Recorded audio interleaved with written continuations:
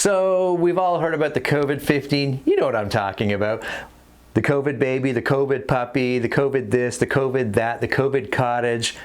What about the COVID investment property? Is that a thing? Well, you know what? I'm going to share with you. Yes, it is a thing.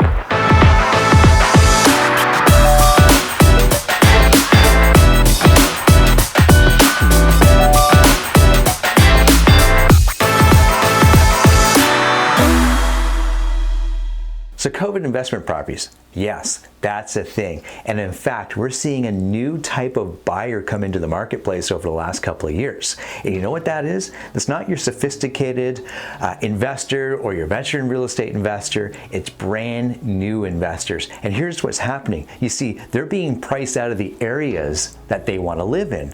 Right? The areas that they want to purchase a home in. So if you're already living in the Toronto area, for instance, and you think to yourself, I'd love to own a house here, but how can I afford it? Prices are going like this, my job income staying here, and that's just not lining up. Well, you know what they've been doing and what I've been coaching buyers to do as well over the last couple of years? Live where you want to live, rent where you want to live.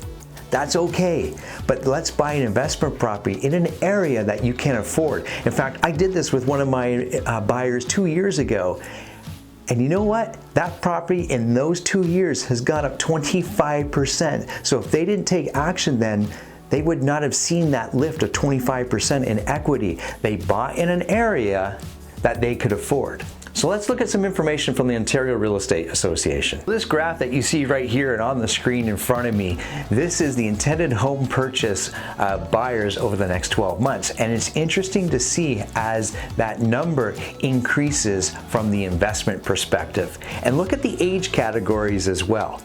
And if you look at the youngest age category, which is 18 to 34, in fact, that number is risen to 22% of those buyers plan on buying an investment property. And I'll tell you this, it's because they've been priced out of the market in an area where they want to live.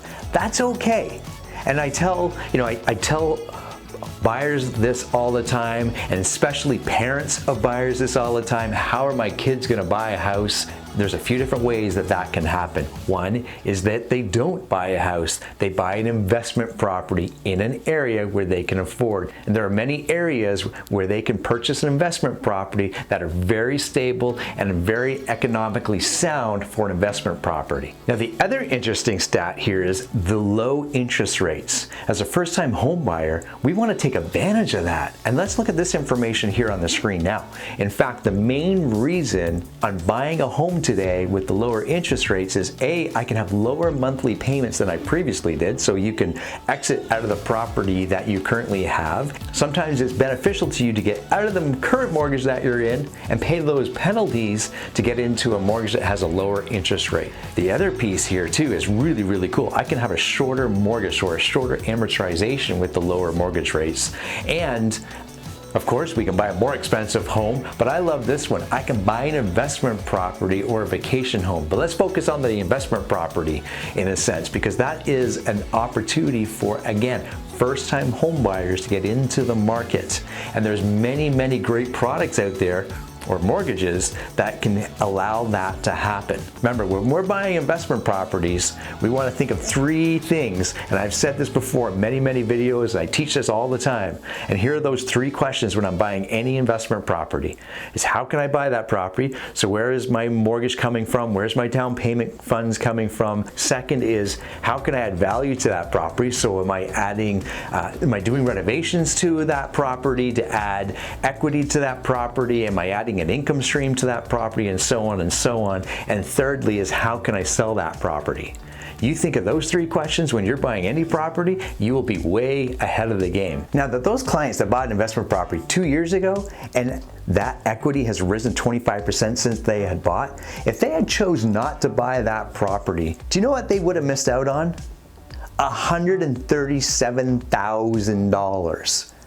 Let that sink in for a moment. If they had not bought that property in an area where they didn't want to live, but yet they knew that area had great economic growth, they would have lost out on $137,000. You could do a lot with $137,000. And in fact, someone else has been paying down that mortgage for them and covering their cost.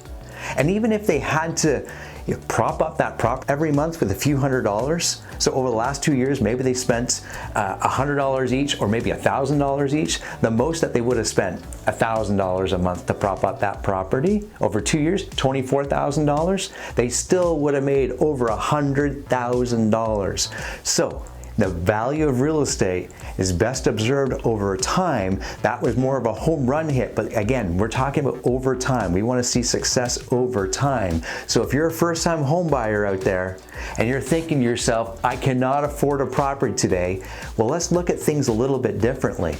Let's look at areas where you can afford to own an investment property and allow somebody else to pay down that mortgage and allow somebody else to create that equity for you. So in summary, if you're a first-time home buyer or you know of a first-time home buyer, I'd love to get your thoughts on this. I'd love to get your comments on this and understand and help get that message out there. I know not everybody is geared up to be a landlord. I get it, but perhaps let's start that conversation and have some different types of conversations than just being so focused on buying a home in an area that we want to live in. There's other ways to do that. I'm Gary McGowan. We'll see you on the next video. Bye for now. You mean, you know what I mean? You're a vet.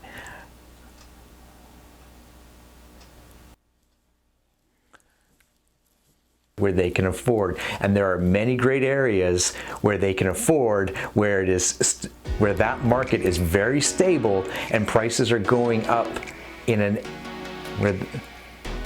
there are many areas